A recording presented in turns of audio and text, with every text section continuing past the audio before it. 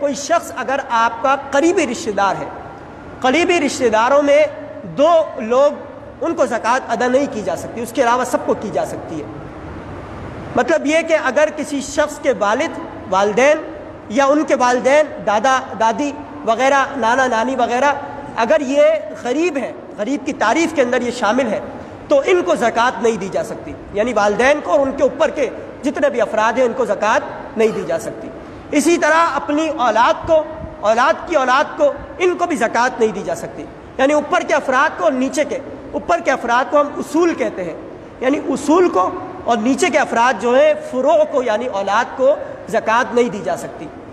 اس کے علاوہ شوہر اپنی بیوی کو اور بیوی اپنے شوہر کو زکوٰۃ نہیں دے سکتی۔ اس کے علاوہ جتنے بھی قریبی رشتہ دار ہیں، چاہے ماموں ہو، خالہ ہو، تایا ہو، چاچو ہو، جو بھی ہو، ان تمام رشتہ داروں کو زکوٰۃ ادا کی جا سکتی ہے۔ اور ایسے قریبی رشتہ داروں کو جو مستحق زکوٰۃ ہیں، ان کو زکوٰۃ ادا کرنے میں دگنا ثواب ملتا ہے۔ ایک تو